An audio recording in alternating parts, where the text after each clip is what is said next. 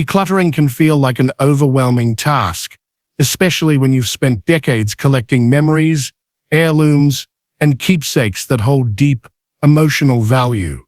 For many seniors, the thought of parting with these possessions feels like letting go of a piece of their past, a past that has shaped who they are today.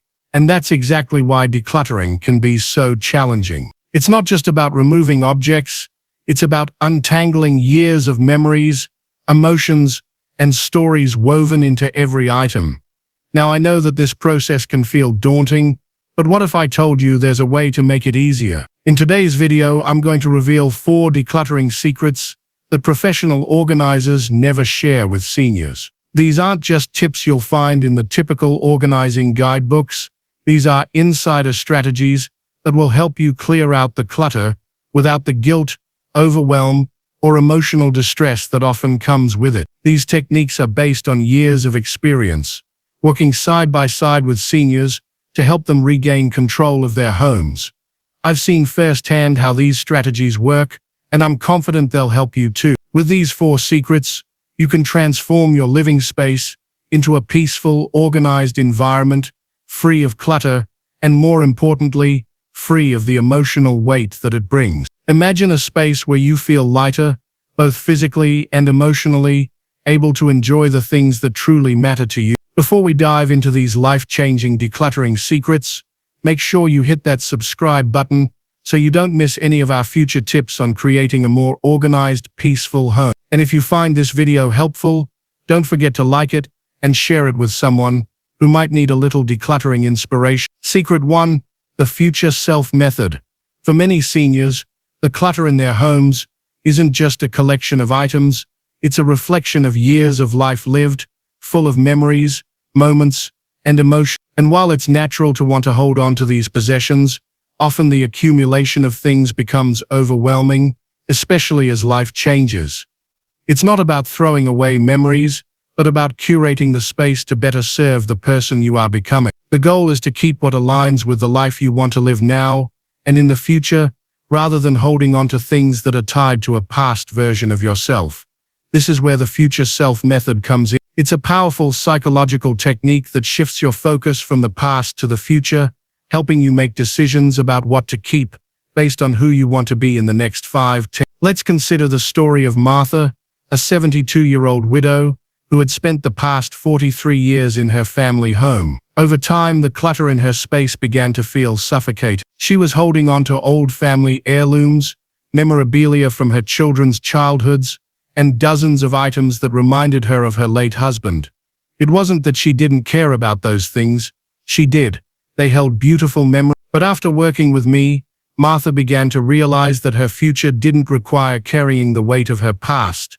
She needed a space that would support the person she was becoming, not just a storage unit for years gone by. Martha sat down and asked herself a simple, yet powerful question: who do I want to be in the next 10 years? She envisioned herself hosting small dinner parties, pursuing hobbies she had put off for years, and spending more time with her grandchildren in a space that felt warm and welcoming. Once she had a clear vision of her future, she started evaluating her items through that lens. She asked herself, does this item support the person I want to be in the future?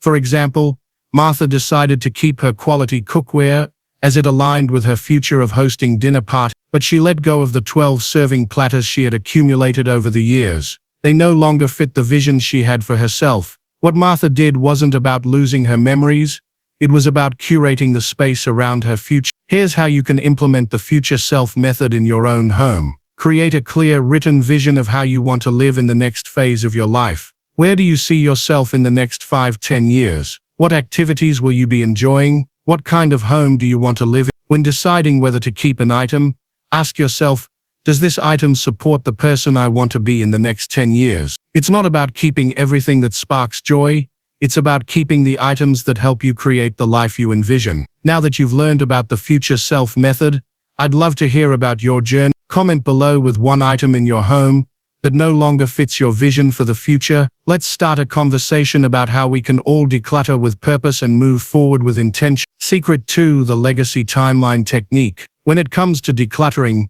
sentimental items are often the hardest to part with. Whether it's a cherished family heirloom, a piece of fine china passed down through generations, or childhood artwork, these items hold deep emotional significance. They represent our memories, our family histories, and our connections to loved ones who are no longer with us. For many seniors, these sentimental items aren't just objects, they are pieces of the past that feel like part of their identity. However, the emotional attachment to these items can make decluttering feel impossible. Many seniors assume that their children or grandchildren will want to keep these possessions when they're gone. But the truth is, this isn't always the case. Over 65% of adult children say they don't want to inherit their parents' belongings, especially items they don't feel connected to. While parents may assume their children will cherish their heirlooms, the next generation often has different priorities. They may not have the same emotional connection to these items, and in many cases they're simply not interested in holding on to things that don't align with their current lifestyle.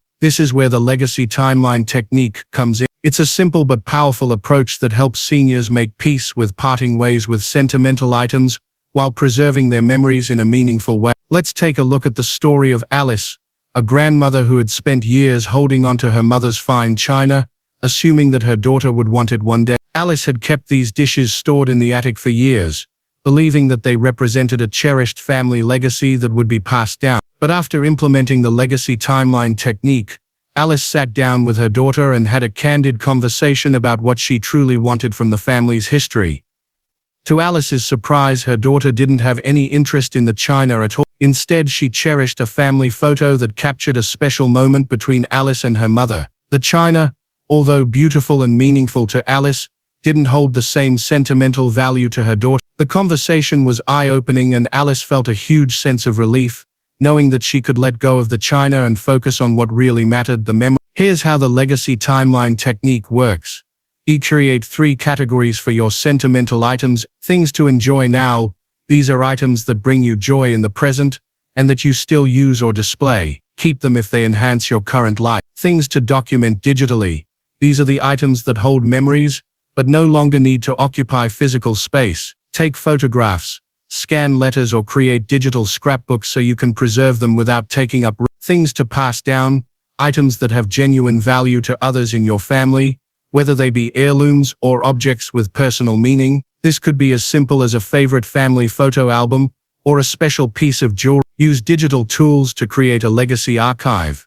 Rather than keeping everything in physical form, consider using digital tools to preserve these precious items. You can take high-quality photos of heirlooms, scan old family photographs, or even create a digital scrapbook. This allows you to maintain the memories without the clutter. Sharing these digital archives with your family members is a great way to ensure the legacy lives on without taking up space in your home. Have you had any legacy conversations with your family? I'd love to hear about your experience.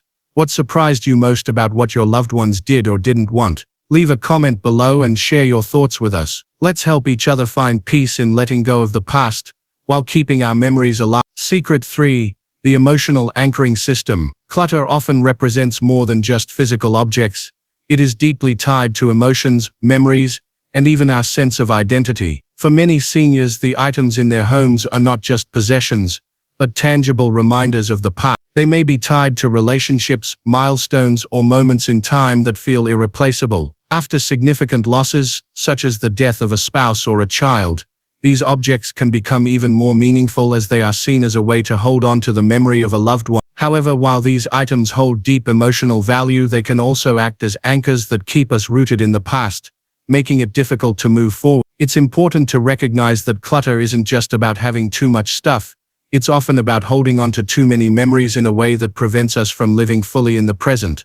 This is where the emotional anchoring system comes into play. This technique focuses on releasing emotional attachments to objects by creating new, meaningful connections that allow us to cherish the past while making room for the future. It's about preserving the essence of what matters most without needing to hold on to everything physical. Let's look at the story of James, a senior who struggled with parting with his late wife's clothing. After her passing, James found himself holding on to her clothes, fearing that if he let go of them, he would lose his connection to her. The more items he kept, the more overwhelmed he felt, and the more difficult it became to move forward. James feared that by letting go, he would forget her. But after implementing the emotional anchoring system, James realized he didn't need to keep everything to preserve his memory. He decided to keep just a few signature items, like her favorite scarf and a sweater she used to wear during family dinners. These items captured the essence of her personality and the memories they had together. To supplement these physical items, James created new emotional anchors. He put together a photo album of their favorite moments, including holidays, vacations, and milestones. Additionally, he created rituals to honor her memory, like lighting a candle during dinner and telling stories about her, which allowed him to relive his favorite moments without the burden of unnecessary possessions. The emotional anchoring system teaches us that it's okay to let go of physical objects, as long as we preserve the emotional connection in other meaningful ways. This can be through photographs, videos, or memory rituals, such as telling stories, creating memory boxes, or making art with items that represent important moments. Encourage seniors to select just one or two signature items that capture the essence of the person or memory they want to honor. Rather than holding on to dozens of items that evoke sadness or confusion, choose the ones that truly represent the emotion or story you wish to preserve. Here are some concrete steps to help implement the emotional anchoring system. These items should hold significant meaning and be easy to keep without overwhelming your space. Let go without guilt. Understand that letting go doesn't mean forgetting. You can create new emotional anchors that help you preserve the essence of your memories.